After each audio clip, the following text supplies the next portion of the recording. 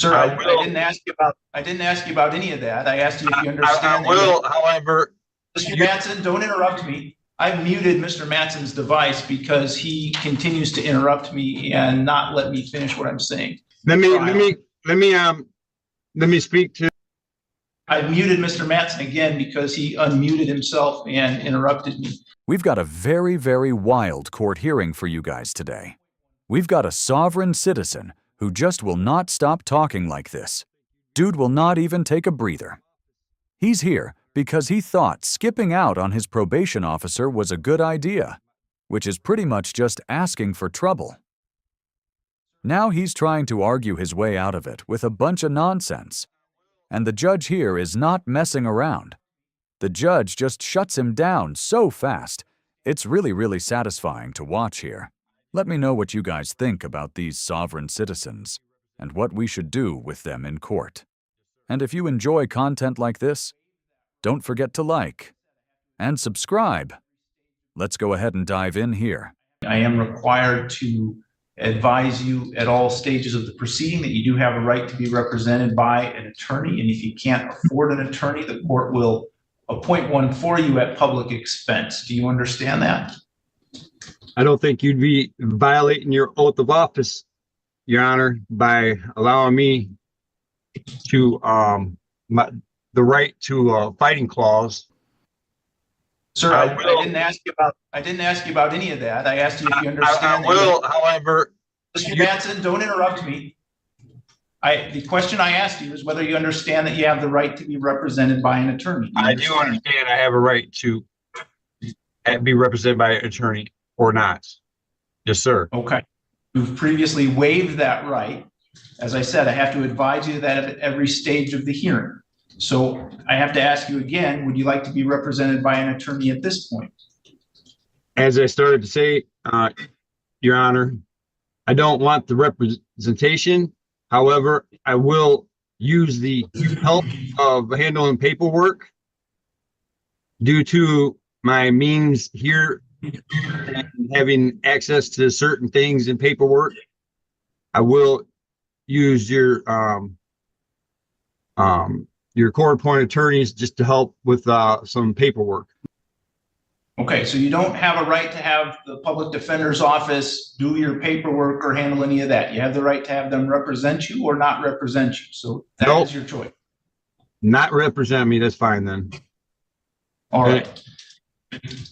So you've previously been arraigned on the probation violation. Do you know how you want to proceed? So your options are you can plead to it if you want, which means you'd be admitting guilt. The other option is that I can set it for a hearing and we can have a hearing on the matter, and then I'll decide based on the evidence submitted at that hearing. Your Honor, all due respect, I wish, are you working under oath of office today, sir? Sir, I'm not going to answer these questions or deal with this. We've dealt with you before and your sovereign citizen arguments. I've rejected them all. Sir, do not interrupt me. Do you want to have a hearing or do you want to plead? I'll take your silence under your oath, Your Honor. Okay. Do you want to have a hearing or do you want to plead? I want the hearing. I want to go to trial. I want to go within the 90 days to a trial or sooner. All right. So Sierra will need about a 1-hour hearing on a probation violation. As well as I'd like you to have the arresting officers that arrested me on that day. I would like their sergeant to be dressed in uniform and at that trial on that day as well, please. These Zoom court hearings are just so ridiculous. This guy keeps talking over everyone and interrupting the judge like he just doesn't understand how any of this works. Honestly. And he should probably be held in contempt, in my opinion. Because at this point, it just seems disrespectful. And what's with him saying he needs an attorney just for his paperwork? I'm pretty sure that's not how it works at all. Attorneys are there to represent you in court, not to babysit you through the filing process. Like, I just can't believe this guy is being serious here. Like, is he actually being serious? Does he believe what he's saying or not? Because I just really can't tell.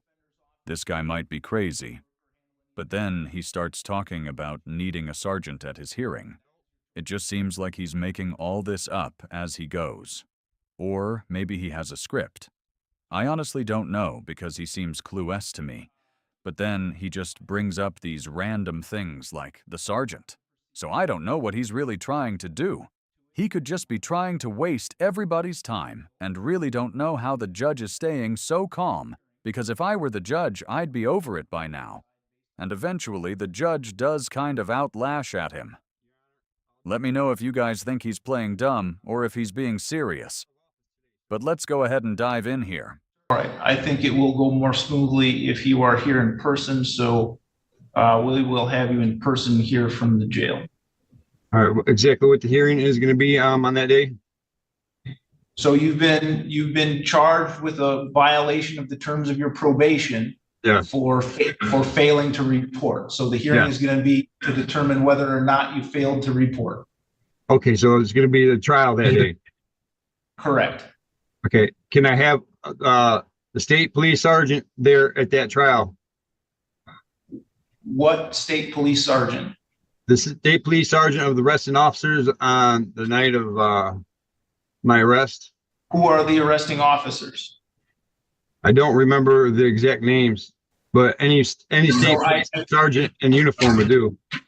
Why do you want any state police sergeant to be present at the trial? Just to show how arrests are made, and why they're made, and how they do the determination, how they bring people into jail. Well, how is any of that relevant to whether or not you violated the terms of probation? I believe there's a lot of relevancy there. I don't see where any of it's going to affect the courts in any way, shape, or form. All right. So the issue that the court is going to determine has nothing to do with things that happened during your arrest. The issue is whether or not. No, it's not about the arrest. It's about the arrest for the violation of probation as well.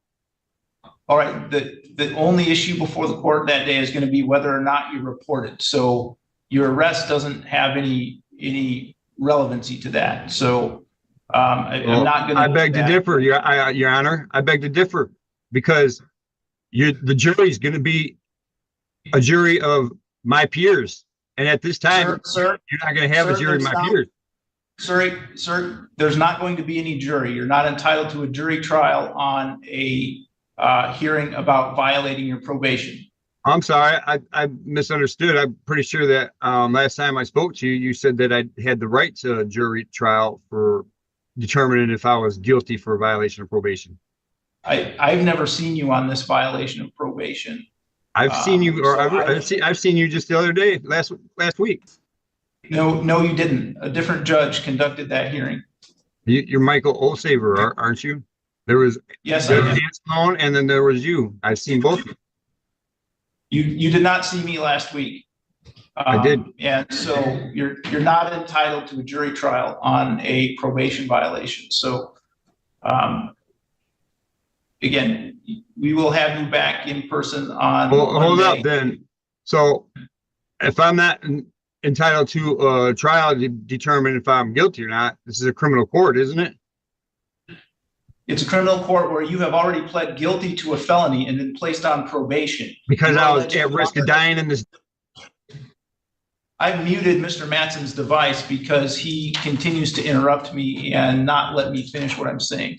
Mr. Matson, I was saying that this is a criminal court wherein you have pled guilty to possessing a controlled substance, and you were placed on probation. As a result of that, your sentence was to be placed on probation. Subsequent to being sentenced to probation, there was an allegation that you failed to report in accordance with the terms of your probation. That is an alleged violation of probation. There's no right to a jury trial for a violation of probation. So the court will conduct. Let me speak to I muted Mr. Mattson again because he unmuted himself and interrupted me. We will have you back on April 8th at 3:30, Mr. Mattson. This hearing is concluded. Let me know if you guys want to see the second half of this guy's hearing because it somehow gets even crazier. But for some reason, he's insisting on having a sergeant at his next hearing, and it just doesn't make any sense to me. It's almost like he just wants someone else to watch him act ridiculous. Here, the next hearing we're about to see is literally just for his probation. It's not about his arrest. So there's really no point for the sergeant to be there. And he wasn't even asking for the specific sergeant of that police force. He was asking for the state sergeant. I don't understand this guy. He's just a total joke. Sovereign citizens like him should be held in contempt more often and charged for wasting the court's time. In my opinion, it's like they're not even taking the judge seriously. And it's just really hard to watch, like the way these sovereign citizens talk over everyone and refuse to follow the rules. Makes the courts look so weak. Judges honestly should not have to deal with this nonsense. And yet here we are in 2025. Zoom hearings only make it worse, in my opinion, but especially for cases like this, with like people who are sovereign citizens or mentally ill people, they should just require in-person hearings, because these people who are mentally ill, or sovereign citizens, they just have no respect for the courts at all. It just kind of guarantees there's like some structure to it, because when it's over, the Zoom court, there's really no structure at all. And in person, the people are less likely to just like turn this whole thing into a joke. But thank you guys so much for watching. I'm gonna wrap it up here. Don't forget to like and subscribe if you enjoy videos like this. And let me know what you guys thought about this court hearing here. I thought this guy was kind of strange. He wasn't like a crazy sovereign citizen, but he definitely was a little bit off his rocker here. Yeah.